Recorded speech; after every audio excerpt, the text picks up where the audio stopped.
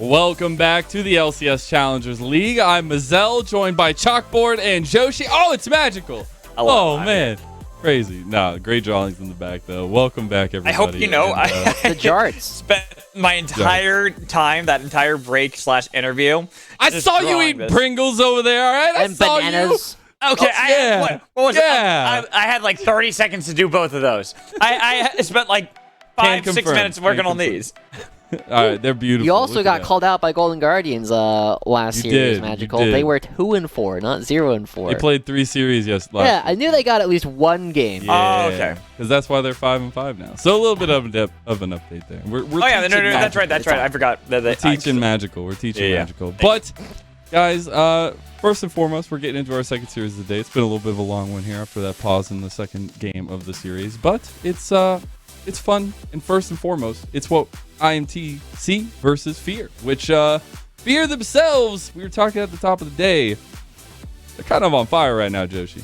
Yeah, they haven't had the strongest schedule, and let's be honest, this is not going to be the toughest opponent they're going to be facing this split. But IMT have had a lot of similar themes running through them as we've seen with AoE, except that their games aren't going to 50 minutes, right? This is definitely a team where we are going to continue seeing some growing pains where they're winning where they're not supposed to and losing where they're not supposed to. And so hopefully this will be an opportunity for Immortals Challengers to continue growing. I'm going to give a little credit over to Fear still. They took a game off of Team Liquid Challengers. That's impressive. That's still very impressive. They took a game off of Golden Guardians Challengers as well. Yeah. Sure, it was like in the first week when we were talking about the struggles that Golden Guardians had, and now we're seeing them bounce back and really come together as a team. It's going up against a team that's still struggling themselves to really get everything to work since all their components only recently got in.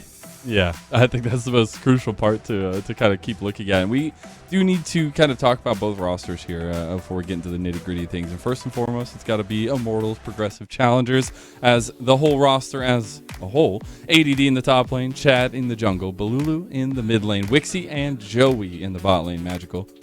Yeah, I mean, we have 2 players that still remain in Chad and Joey from last year. This team that defied expectations of everyone where they're like, they're not going to do well in Proving Grounds yet. Somehow would still get into the top 6. And you then bring in Balulu, who only recently got here on Thursday, playing with the team. Had a really good performance on his first day. Didn't do too bad on the second day, but still we want to see how he's able to bounce back from that. Wixie, a player that has been hyped up for quite some time, back when he was on 100 Thieves Academy, then when he had to play in the semi-pro division, and still did really well. Yeah. Absolutely. Josh, do you have any thoughts on this Immortals holdover roster? They only have 2 players coming back, right? They have Chad and Joey from last year. Yeah, that's what I said. And, well, the one thing I want to say is, Joey, can we change your Twitter handle already? His Twitter I like the air is dry. Come on. The air is dry. But if you don't know that and you go onto Twitter and you're like, I want to find Immortals Joey, it doesn't come up half the time. It doesn't. But discoverability, man, just like we'll Twitch. talk to Joey. We'll talk to Joey about that. He's a good guy. I'm sure level-headed will prevail. Let's talk about Cincinnati Fear, though. It is Faisal in the top lane, Perry in the jungle, Shochi in the mid lane, Minui, and Trevor round out that bot lane, Mr. Joshi.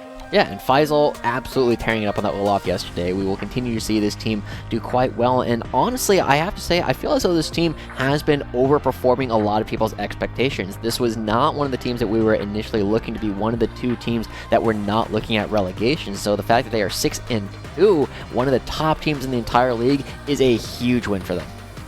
I see what's coming up next, and we just have to talk about it.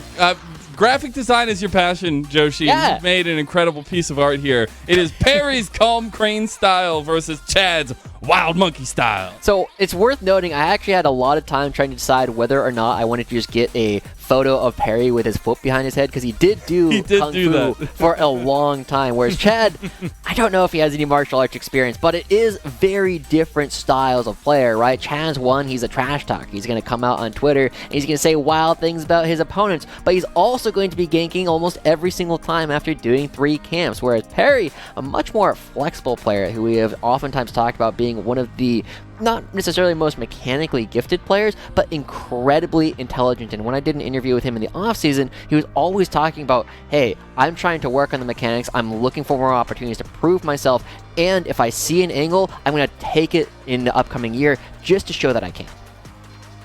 And we get to see some of the play here as well, Magical. Yeah, it's also against Chad. So what a time to prove that, right? You're going up against Chad, a player who, speaking of 50-50, is going for incredibly crazy plays. That is what he has defined his whole career on. He lives up to the moniker of Chad Jungle. He does indeed. And I think obviously you get a lot of benefit from the holdover, right? And I think that's super important to keep an eye on because Chad himself, very poignant on the things that he feels like goes right in games. I think that's something that Joey has helped kind of stabilize to some extent as they come into the new season with the new roster, right, Joshi? Yeah, I mean, Chad is definitely one of these players that we are going to be looking at. One of the things that was giving him a lot of their leads was the fact that he was ganking relatively early, but he was also, just like Arrow, the two of them were oftentimes playing really far forward later on trying to find these big angles.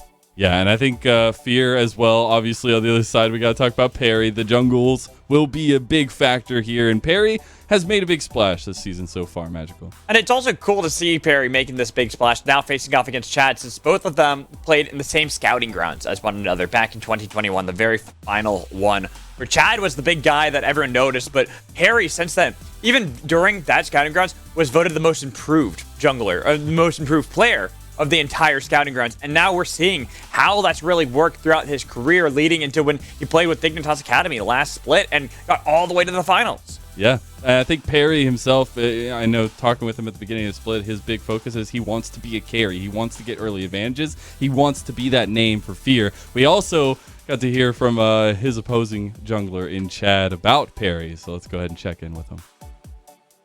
Hello, I'm Chad, jungler for Immortals Challenger. I'm going to talk about what I think about the Challengers League this year.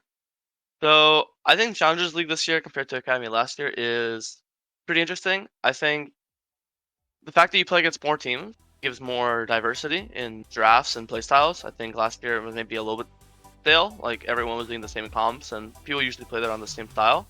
But now with the 6 ex-amateur teams, not being challenger teams, playing in it, I think the games will be more interesting, and I think people have to be less lazy. Like there has to be more setup and more discipline. I think now if you're not playing discipline against ex-amateur teams, you could get punished and lose games, and that's pretty good for the league in general. I'd say my goal for Challengers League is to really solidify me as one of the best junglers in the league. I think last year I had a lot of people who thought I was good and a lot of people who thought I was bad, so it was really down the middle. It was either you either saw my strengths or you saw my weaknesses. It was not really much of anything else. But I think this year I kind of want to just get rid of all my weaknesses and you can just see the strengths and be fully LCS ready for next year. I'd say the biggest change Perry's had as a player since Skygrounds to now is confidence. I'd say in Skygrounds he played with confidence and he actually played pretty well. I think he was probably the best performing jungler at Skygrounds. Even then I was kind of slacking. I had a weird week, how do you say? And but then after that, I'd say he kind of fell off during his amateur time on EGP. I think mostly because of a confidence lacking situation. I think now he's living with his teammates and playing a year in amateur. He's gotten more confident, and his confidence is back. So now it's all about crushing it this weekend. I think the Perry matchup's gonna be interesting. I think it'll be fun for people to watch because it would be two junglers who are both aggressive and both like to gank. So I think it'll be fun to watch. It'll be an interesting matchup. But I think for my POV, it should be easy. I kind of know Perry inside and out. I know how he thinks. I know how he plays. I've played against him dozens of times in the off season, in houses and practice stuff. I've watched more of Perry's VODs than any other human on the planet just from coaching him. So I think I don't think this weekend should be an issue at all. He should be crushed. What's better, my Rengar or Perry or Ghostly Cat Kane, as I like to call him? It's actually, I'll put it this way: when he's on Kane, he won't throw his team the game. But when I'm on Rengar, there's a decent chance I carry. So it's pretty close, but I gotta go with the Rengar.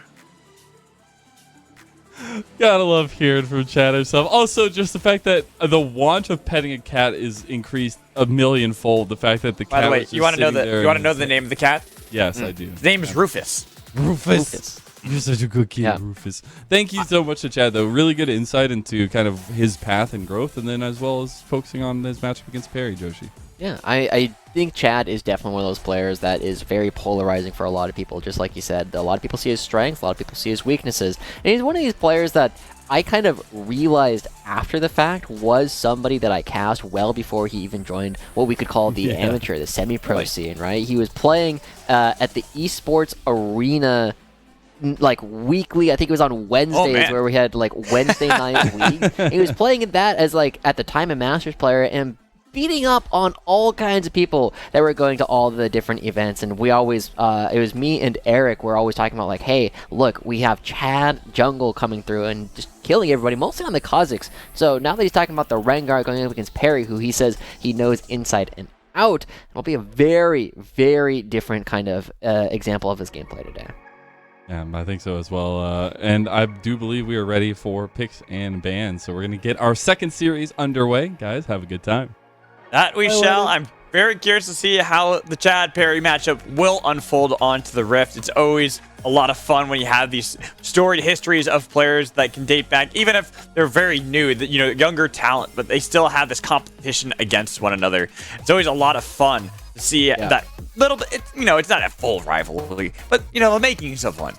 Yeah, I think it's also interesting. We touched on it before, right, where both of these guys were substitutes in deep Proving Grounds runs. Chad for 100 Thieves, Perry coming in for Dignitas. Now they're going to have to prove that they have to earn their way there in the first place. They can't let another team get them there all the way, and then they just come in at the end for some of the glory. No, they got to start right here. And Perry has been having a fantastic start to the split, whereas Chad, after the very first series that they said, tweeted, that will be the worst that I will play this entire season. And so far, he's lived up to it. He has been looking quite a bit better after the initial terrible performance.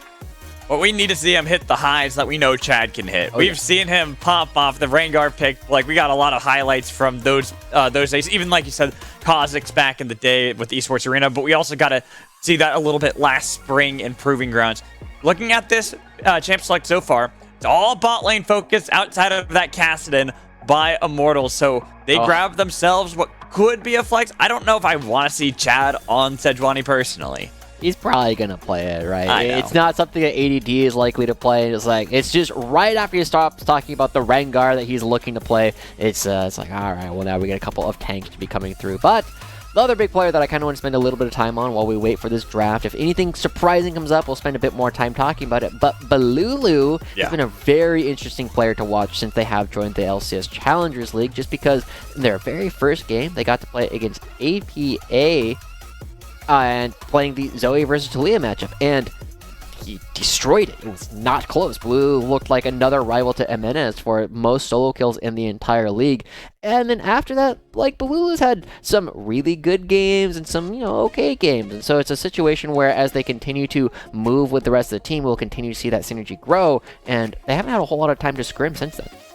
I was getting a little worried for a second that we're going to have a really early blind mid laner pick for Shochi. Could have been a bad spot. I do like that, the Kane hover from Chad, as well as the Cho'Gath just being like, hey, Faisal, Perry both play these champions, so I'll just hover them, pretend like I'm going to play them. Not really. Shochi with the Vigar as well. He's just having a lot of fun with players that he's played against for quite some time. Oh yeah, Perry was known as a Kane player a long time ago, and so the Jhin is going to be he still is. Yeah. Oh yeah, for sure. And one of the things where if you would watch his stream every single time, you would see that he would VOD review every game really in depth in ways that a lot of other streamers wouldn't. And I'm hoping to see a little bit more Perry streams as we move into 2023, with the Sylas coming out relatively early, probably for Balulu. But I would imagine. Not entirely off the table. I have seen Sylas played into Heimerdingers in the past, just because you have the opportunity, to actually deal with the turrets out of the range of the turret. It's not the easiest thing in the world, and I don't think it's Joey, but it is surprising to me that we're blinding Sylas this early for Balulu. Yeah, that's why I would have been a little bit... It would be interesting to see it, because Joey is also a player who does like to play very spicy supports. Doesn't always get the okay from his coaches. Usually, even last year, his Ashe support was something he kept trying to get played. And now it's meta. And now it's meta, and he doesn't touch it, which is even weirder to me.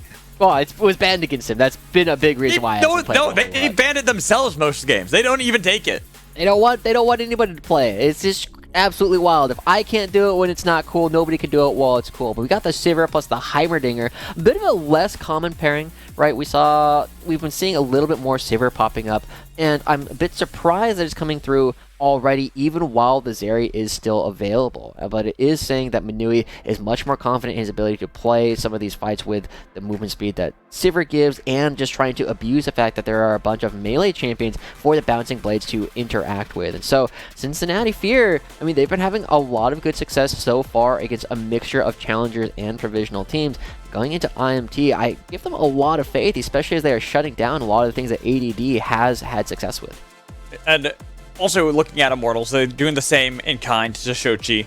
Cassino was already taken before. Cassiopeia. Rise is something that could be an option. Azir as well. Some of these powerful picks that we've seen that kind of have slipped through the meta a little bit, but I respect the Olaf, man.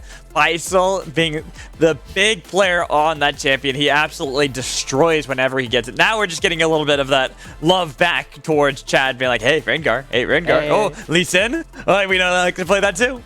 Yeah, I mean, a lot of junglers in particular have been complaining about how awful it feels to play this jungle meta, right? Sejuani, Maokai, Fi, every now and then you'll get like Wukongs and Elises, and a Tryndamere for Faisal. That's worth talking about. That is very much worth talking about, because we expect that to be a blind Tryndamere. ADD could play Sejuani top, not likely, but it is something possible. But seeing Faisal bust out the Tryndamere, this is before even the buffs, isn't it? Tryndamere's getting buffs? I didn't even know No, that. the Navari buffs. Oh, yeah, true, coming through. And so Tryndamere is interesting pick here, right? It's oftentimes picked into a lot of mages, but Joey bringing the Xerath support to the table. Is it?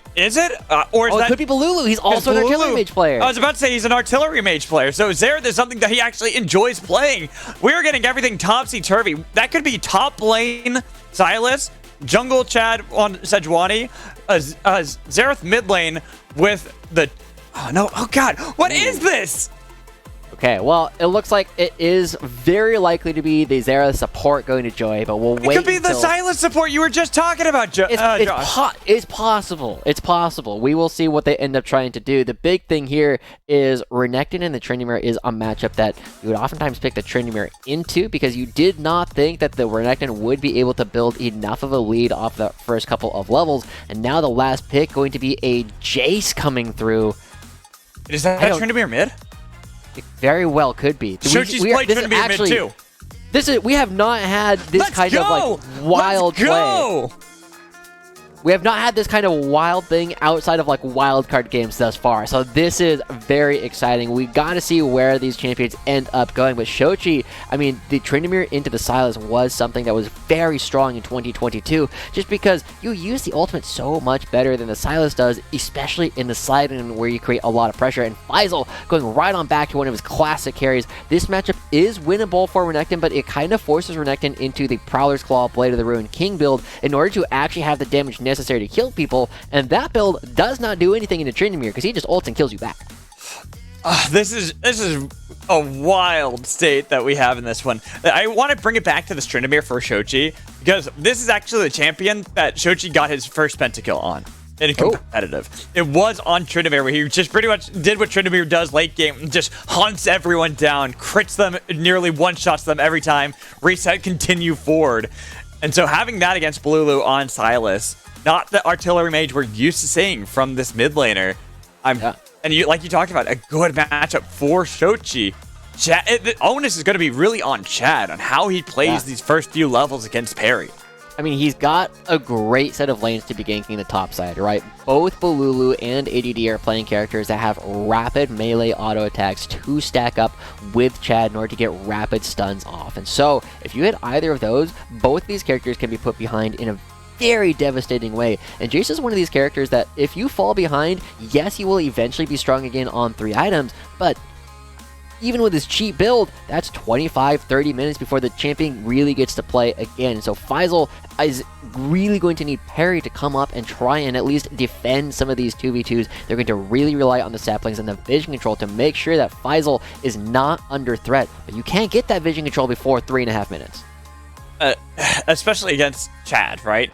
Not having that vision control is going to be gargantuan. Because Chad is a player that we always dubbed the level 3 ganker. He looks for ganks level 3, 3 minutes into the game every single time, and needing to make sure that ADD Balulu are set up a slight bit ahead of their opponents is even more reason to believe that that's going to be the case, that you're not going to get that vision down in time before Chad pays a visit.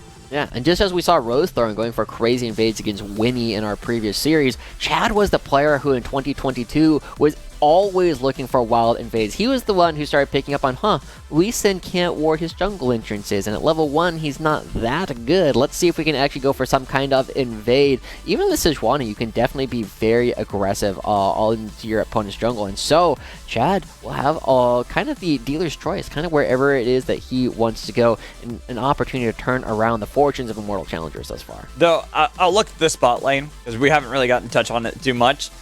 I don't know if either side really wants to visit this. This is pretty much like a showdown at dodgeball. noon, right? It's dodgeball. You're just going to have everyone trying to hit skill shots, and it's just going to be the Wild West bot lane. Yeah. I mean, I feel like there's an advantage here for Immortals and Wixie and Joey if the game doesn't get kind of out of hand early on, right? If Manui and Trevor can't get the better wave control between the Sivir and the Heimerdinger in the first couple of levels, then Wixie and Joey will really start to pepper them with all of these skill shots, with all of these long-range damage tools, because Manui and Trevor can both interact with the waves in ways that Wixie is going to kind of struggle to. And so just so everyone knows, there is a little bit of a pause getting into the game. That is why we're delaying at the moment. Gives us ample opportunity, though, to set up a lot of these players and the stories we've seen from them, because you have a player like ADD, who's been around for a long time, and seeing him having played at Worlds, got the Teemo, but unfortunately didn't really work out so well. I respect the attempt. Now playing in the LCS Challengers League and going up against Faisal, an upcoming rookie that a lot of people have talked about outside of just Sniper. Yeah, I think Faisal is definitely one of the most exciting new tops that we have in the league. Is somebody that was kind of expected to make their way up into the Challengers ecosystem, just not with a provisional team. I think a lot of people had Faisal pegged as one of the players that should be picked up by a Challengers roster, and the increased prestige that oftentimes come with that. And so he's definitely been a big part of proving a lot of these teams wrong. It's like, hey, you definitely should have given me a chance. Yeah, and that's the best way to do so is with the 6-2 start into the season as well. And yes, I will say concede some points, and they haven't played the strongest of opponents, but they also have played some pretty strong teams as well. So it's like they've got the two ends of the sword, but just all over the spectrum. And now they're facing off against IMT, a team that I always expect the unexpected, because this is a team that they could be 0-10, and then suddenly they'll take games in the most crazy fashion, kind of like what we are seeing so far from AoE. But here we are, through the delay, through the pause, onto the Rift for our first game between Immortals Challengers and Cincinnati Fear. Look at that. Lots of faith and fear right off the bat. Oh, it's your shenaniganeries. All 10 members in bottom lane. Oh, but they're going to spot him out. It's going to be both of them noticing that there's this play attempted, so nobody really wants to venture forth. Trevor trying to get down some turrets. A little bit of poke onto Joey from Faisal, even from Manui, but nobody can engage. There's not going to be that pull that you tend to see, like if there's going to be a Blitzcrank, a Nautilus hook, Leona to engage initially. That's something that both teams are going to be a little bit lacking on, right? Like, the engage coming out from IMT is going to be almost entirely on Chad. And we've already talked about, you know, Perry's ultimate in conjunction with Manui's ultimate can allow you to chase down people. But the thing is like, even with the speed increase, Maokai's ultimate is not the fastest thing in the world. It's not that difficult to interact with. And so, the big winner there is probably actually going to be Joey, because he took first strike. He's going to get an extra 10 gold or so. Yeah, something small and minute like that. Yeah, but he's the big winner. Nobody else did. I guess, yeah, I'll give you that, but it's also 10 gold. It's not gonna break the game. Not like this ward kill will. Ooh, that's 15 gold going over to Perry. There you go. See that now we're talking gold. Yeah, that's big money. And so both junglers can be starting up on the top side, but ADD going to be giving up lane position to the Jace, and that's really brutal. When Jace has control of the wave, can decide when fights are going to be happening, it's a big win. And Faisal already trading a fair amount. The one thing that Renekton does struggle with early on is the fact that until you have particularly level 3 where you have access to both the stun and the dash, you don't have a lot of good ways to interact with the Jace, and as long as Faisal's doing the wiggle correctly where he moves back and forth, it's so difficult for Renekton to do anything. As level 2 bot lane, Cincinnati Pure getting that advantage will force Wixie and Joey underneath their turret. Now use a lot of their spells just to clear up, make sure it's not going to be frozen.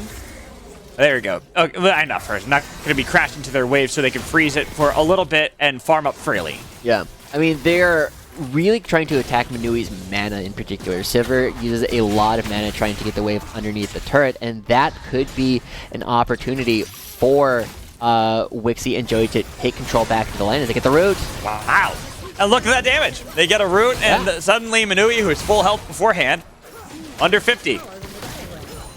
Ooh, there you go, another grenade landing. So that's one of the big things about the Xerath is landing that first W is so easy. It's basically guaranteed. Everything else is a lot harder to hit, but there's the counter punch.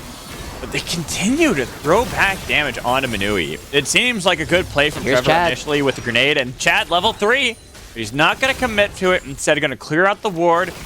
He's wary that Perry might be nearby. Doesn't actually want to engage without that vision and that knowledge. He's right. Perry's right here, already clearing up the blue buff, going to be moving down towards the bottom, and also starting up on this Scuttle Crab, knowing that Chad is probably going back to their own side of the map. But so far, nothing big has really broken. Both bottom lanes just showing that they're willing to scrap. All right, so as the top lane has a bit of a skirmish back and forth between the two. We never really got to set up the identities of the comps outside of, you know, poke, wave clear, a little bit of skirmishing. But let's talk about how their win cons really are, because I gotta look at them and having almost similar win cons. Shochi is got to be on point with these flanks onto someone like Wixie and Joey. Well, there's two opportunities for flanks for Immortals, right? With both ADD and Blulu. So long as they're either even or slightly ahead, because right now Blulu, he gets a solo kill on Shochi, so talk about getting ahead. Yeah, that's not supposed to happen in this lane, but Bolulu finds a solo kill, and I was just about to set up how Shochi was going to be a split push threat later on in the game, just because you can run down both ADD and Bolulu on this champion, but not if you're behind. Bolulu finds that, and that is going to be a massive win coming out from IMT before Chad can even interact with the lane. And in fact, I don't know if we get a chance to look at that replay, but I think what had happened was that Bolulu waited for the heal that Tryndamere has, and then afterwards went for the engage. So let's take a look at this, because I think that's the moment he decided to strike. Yeah, I mean, the big thing, right, is the extra crit that comes in from Shochi comes off of that bar. That's also where you heal from. Mm-hmm. And then here, I mean, one of the big things is that as they start to go in for this fight, Shochi starts taking a lot of damage right as Bolulu actually levels up, and because he's below the benchmark, the Kingslayer does both more damage and heals Bolulu more. Yeah, and the thing is, it's also not having that heal, which is on a fairly large cooldown early into the game. That Shochi couldn't heal up afterwards, and like you talked about, also denied a lot of that crit potential that you could have had prior, just holding on to it for a while. Blue has a small window here before Shochi actually gets level 6, and look at this, ADD doing a good job, and just getting that burst of damage down, making sure that he uses the Q for the extra bit of damage, making sure that it's empowered, and chunking Faisal out really effectively. He has so much control of this wave, and now it's all about his E cooldowns. This is also where it gets a little bit more dicey for the Jace matchup into Renekton once you hit level 6. You can actually fight back a little bit better. As you can see, just diving in each time, getting a lot of damage. Sure, you can poke back, but he had Dominus that can pop. And it forces the knockback from Faisal. No flashes committed by either side.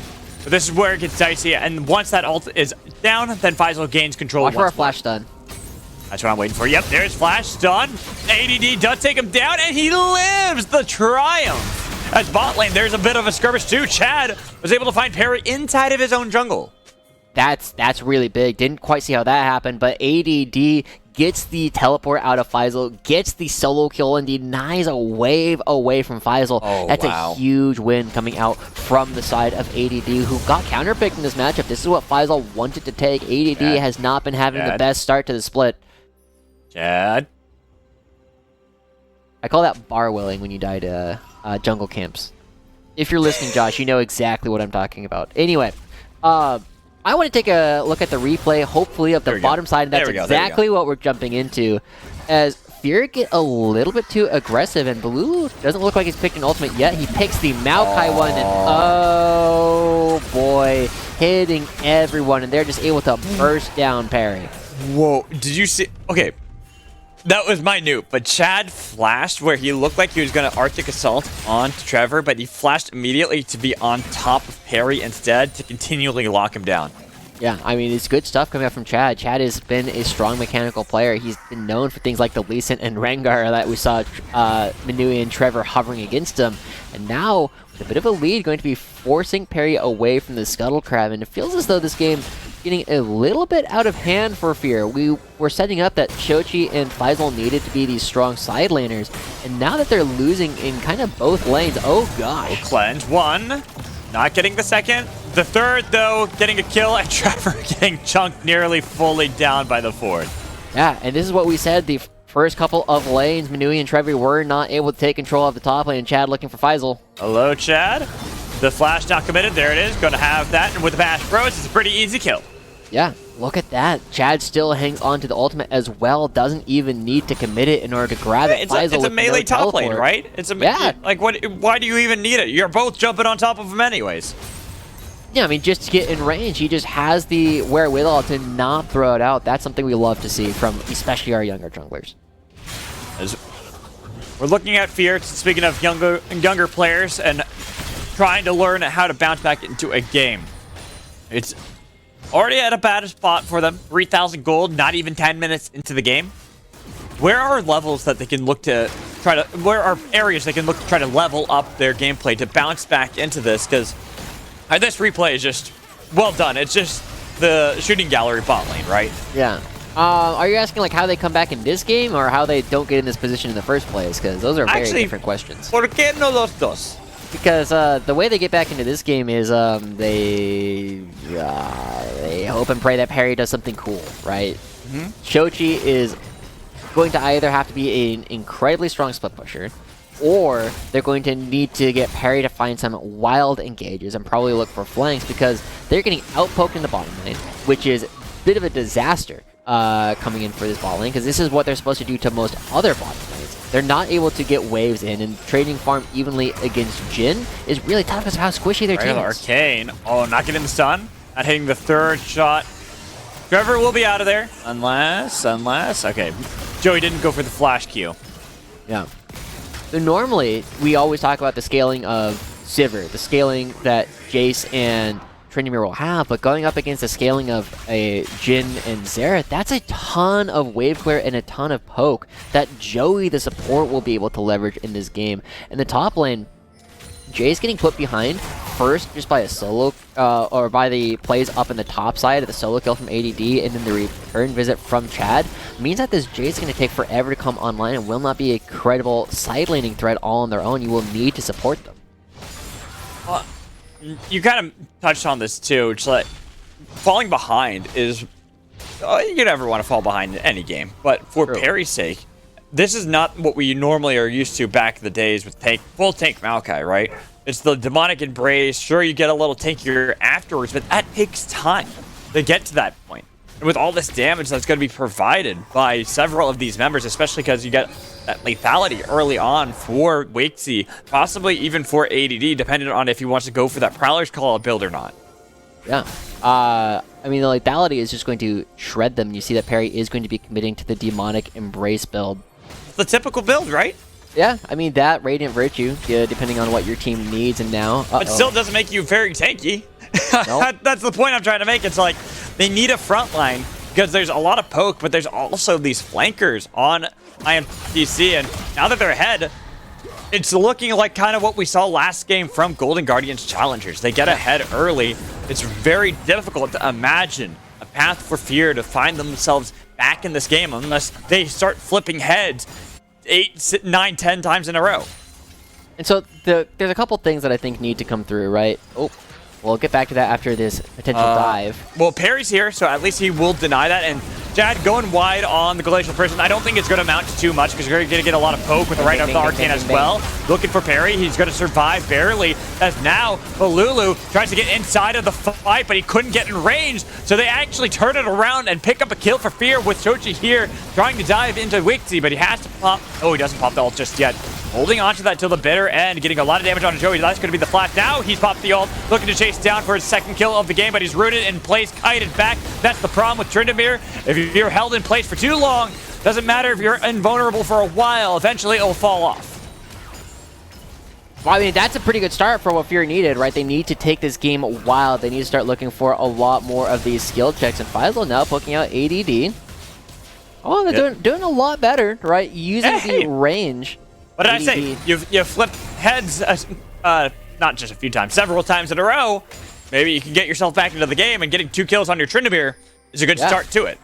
Yeah, that's how you start creating these credible split push threats. And Shochi, I mean, this was the character you got the pentakill on, but this play is rough from Immortals, right? Throwing it while parry is intangible on the map, and then Balulu comes in a little bit too late, gets stunned up, so they're not really playing, and so this left side of the fight just gets caught out, and that's why Balulu has to dive in looking for Manui and ends up going down before anything happens. But there's not a whole lot that happens immediately after, right? Just because as Shochi goes in, Joey's like, I can walk up here. It's like, we have Trevor here with stun still.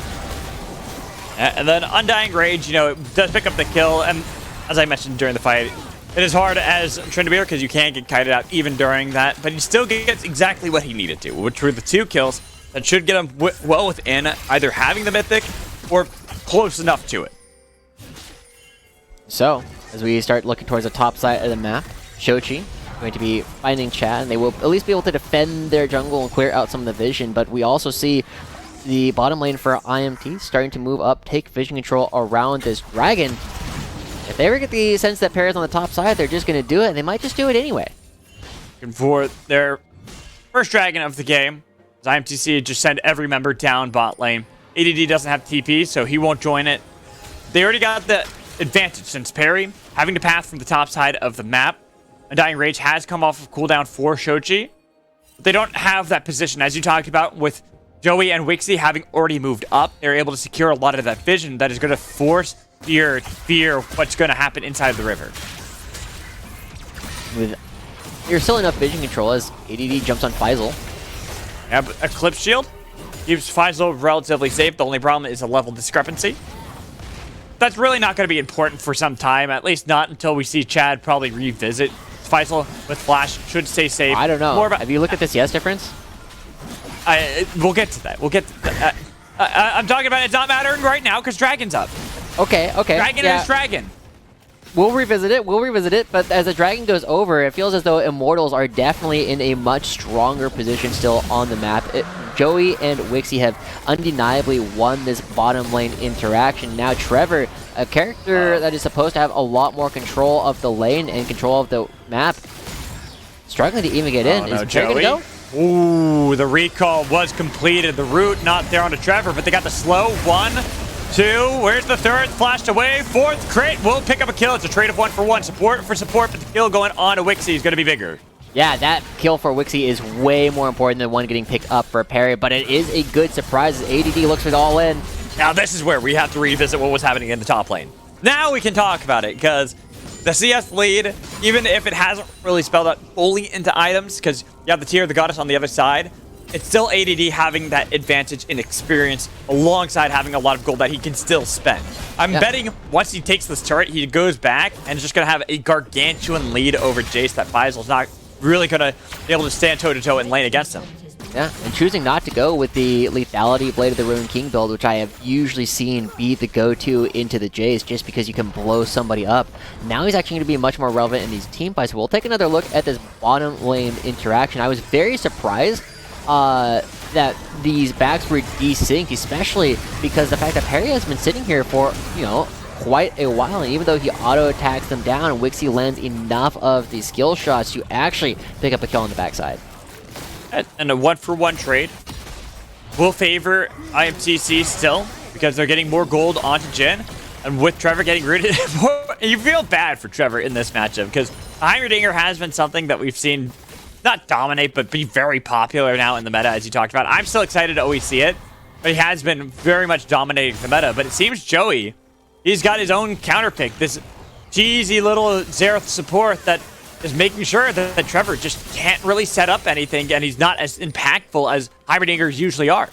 Yeah, and look at this, Shochi hovering the bottom side, not going to look for anything. Both Shochi and Perry could potentially be aggressive with the ultimate that Shochi does have. Dives are not the most difficult thing in the world for them to pull off, but they don't feel like they have the vision control. Also, we don't see it now, but mad respect to Joey. He's gone for Luden's Tempest instead of going for an actual support item. Because why not? You're Xerath support. You might as well do more damage. That's the point. I mean, that's what you got to do. And so, I'm surprised at how much scuffling there is around this part of the map right now, because there's not a whole lot to fight for. Dragon's not up for 2 whole minutes. Instead, I feel like we should be looking a little bit more at our junglers who's spending time topside, because this is a problem. 2-level lead now. Faisal takes a lot of damage, and ADD wasn't even looking for the extended skirmish to pick up the kill. He was just looking to get that damage. I know the red buff taken away by Perry is pretty big as well, but this top lane, Perry's got to do something to rein in control of this crocodile, because I talked about before how it's like, yeah, we'll touch on this later. Well, we keep touching on it, and we got to really focus on it now, because that is a 2,000 gold lead for the Croc. Yeah, that is absolutely massive. ADD, while struggling early on in the season, has definitely found their footing against Faisal, one of the most exciting rookies that we have coming out for Fear. Faisal was one of these players that was tearing it up in the semi-pro scene previously, and now, I mean, after having counterpicked the Renekton with the Jace, has been really looking for opportunities to just get anything done. Down 50 CS, lost the entire turret with almost all the plates as well. Does mean that ADD can start looking for these big teleport flanks, can really create threats up against Minui and Trevor in particular when they would normally struggle to find the range. I'm also curious to see how ADD is going to play with Chad. He's got his Radiant Virtue now. Chad's been doing a good job of making these proactive plays early into the game. Sure, missed that Glacial Prison in the last fight, but everything else was looking really solid out of him.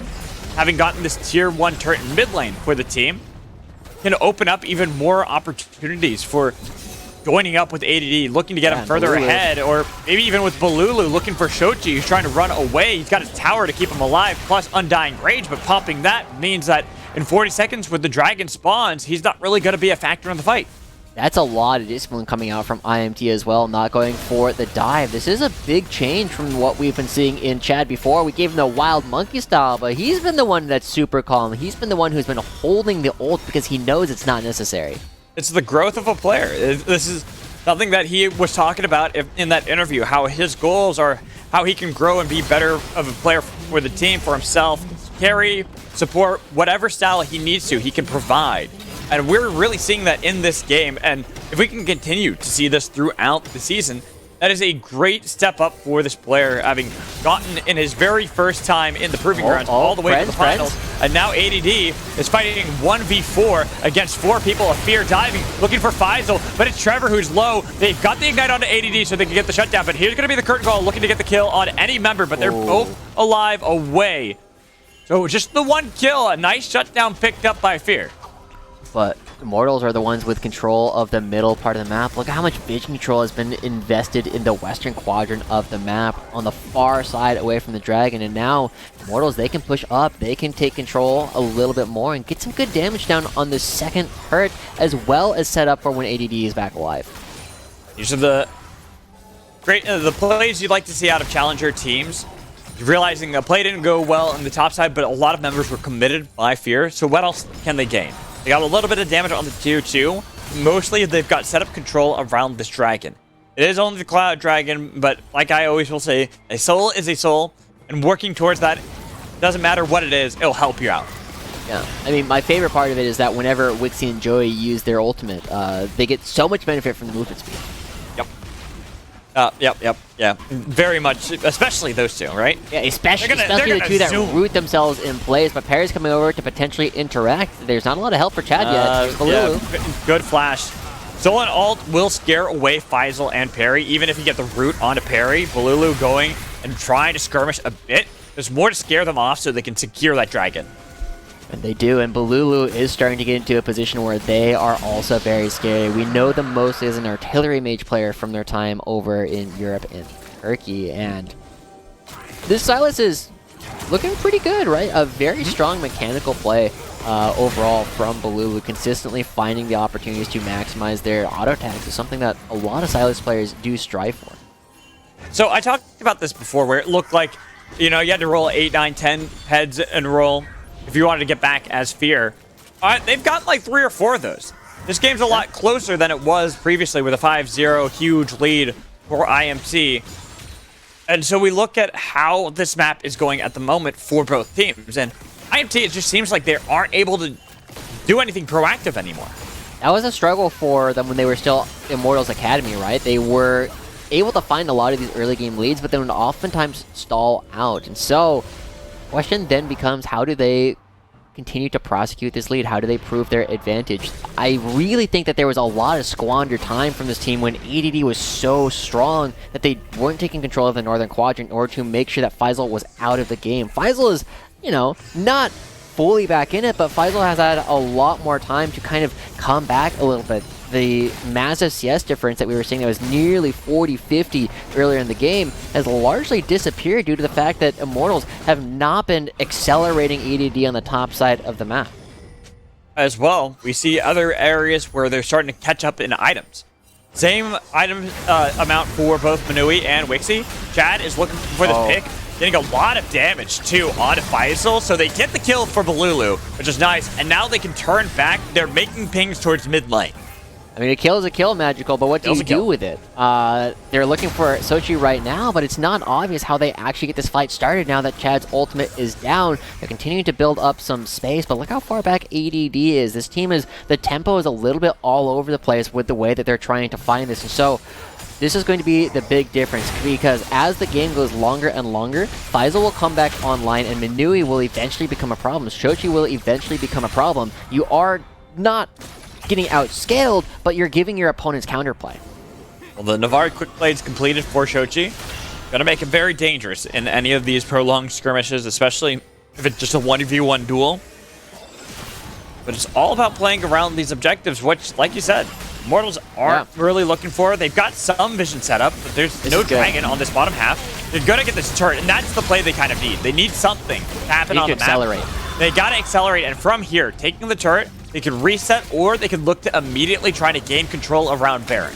Yeah, this is much better, right? They create a situation where they look for an opportunity, they blow up a turret from full while there are defenders there from Fear, and look at Faisal, right? He's not able to create pressure on the far side of the map. He's able to continue farming, but that's definitely a win for Immortals. You need to continue doing things like this, and now Balulu, level 16, can potentially use 2 ultimates to fight. That's a big go button for them around this next dragon. Especially with a nice ult that you can steal, like that Undying Rage from Shochi. Fear making a good call themselves, realizing resets were being attempted by IMTC, so they take the tier 1 turret. But here's the TP behind. That's Balulu showing up, and they've got the route they need to onto Faisal. He tries to punt away, but he should still die. While you look in the backline, Balulu completely focusing out Parry. If they can get rid of the jungler, Baron is certainly theirs. Shochi, fight, rooted up, stunned, but it's all on Balulu, taking out Parry and looking to get the bot lane as well. The flank is his. The double kill is there. Make it a triple kill with an ace on top. And Balulu's teleport flank is absolutely nuts. He gets 3 people in that last fight, gets a triple kill. The rest of the team just rips them apart, picking up the Baron. This is the accelerating play we were looking at for Immortals. We said they needed to find a tempo play. They needed to use their increased gold to get things started. And teleporting here towards the trap, getting the flank coming in while Shochi is still not there, allows them to rip them apart. There is no front line anywhere in sight for Fear, and Manui and Trevor can't even participate. The fact the member that's supposed to be your tanky frontline engage is just getting completely chased by Balulu. What are you supposed to do? Can you rely on as being your frontline for Manui, for Trevor, if your tree can't do the job? I mean, maybe you get lucky and all the skill shots go into Heimerdinger turrets, but that's like such a far cry. Immortals now in firm control. They're going to be looking to actually end things now, and one of the big things that they have going for them is they have multiple side laners that are going to be strong, and they have a Jhin and a Xerath that can just line up and siege. The NA RAM is coming to its full effect. Looking for Manui, who's able to spell shield that. Deadly Flourish didn't really matter too much, but the minions are here. Starting to march a 4-1, sending Balulu top lane. He doesn't have the TP to join in any fight, but there really isn't looking like there's an opportunity for Fear anymore. They flipped the coin, and this time it read tails, and we said how they had to get heads. It's 8, 9, 10 times in a row. Doesn't matter. If you flip tails one time, it's pretty much over. Yeah, look at this, taking total control of this top side of the map, trying to wrest control away over this one last bastion of a bush that Fear actually have, and as this next turret goes down, they have less room to play with. Curtain call opens. Mostly just to see if they can get the pick like they got on to Trevor, blowing him up and instantly. Another one? Even Manui, almost that 4th crit for Wixie. But they got the pick, they forced away Manui. 3 members of Cincinnati Fear trying to defend against this Baron up cannon minion that is wailing away against the top inhibitor turret. I can tell that Mikey Wixie Hernandez is having so much fun just shooting skill shots at people, uninteracting. It's like, haha, you can't do anything. How does that feel? Speaking of can't do anything, Balulu dives into the back line, and it feels like Perry and Shochi just don't have what it takes to fight back. There's too much damage on the other side. They're all running back towards their Nexus turrets, their fountain, even while the base is falling to ruin. That's going to be 2 inhibitors opening up, at ADD committing the ultimate just to close things out as Trevor. Wait, ADD is level 17, Trevor's only level 10. Ouch. That's so much damage. I'm honestly a bit surprised that Trevor even survived. As they commit the teleport, they're not interested in the dragon. They're interested in trying to end the game. ADD's teleport is back up from the bottom lane teleport. He's going right into the mid lane. This should be the end. The final inhibitor turret that stands with the Nature's Grasp looking for the roots, but ADD causing so much chaos in the backline. This Crocodile, he's unstoppable at this point. Everything is in tatters for Cincinnati Fear. They flipped tails, they rolled snake eyes, whatever you want to call it. Because this game is going to be Immortals Challengers as they kill Faisal underneath that inhibitor. With nothing left, the curtain call open wide just to hit at any members of Cincinnati Fear that dare stand to defend their turrets. Holding on the last shot, Perry takes half his HP. Immortals looking to end this one. Is looking like Chad. We said he is a wild monkey, but so far he is looking calm, collected, constantly moving back and forth, holding his abilities, and it's been a huge difference maker. And now IMTC trying to end. And this is the end. There is no ifs, ands, or buts about it. There's nothing standing left in the domination wake that is IMTC in Game 1 against Cincinnati Fear. Honestly, ever since Balulu came back into the team for Immortals Challengers, they've been looking just that much better. Just having such a strong mid lane to play around, having a consistent player to scrim with has really leveled up this team in more ways than one. It's not, the jury has not decided exactly where this team is going to end up over the course of the regular season, but this is a big win against one of the better provisional teams. I don't think the jury will ever be out on where IMTC will end. That just seems to be their identity every single time we see them. Everyone's just like, oh, they're going to be somewhere. They're going to be on the standings, that's for sure, because they'll do what they want. They get Game 1 against Cincinnati Fear. It's going to be a break now as we get ready for our halftime show with Miss L, so make sure you stay tuned.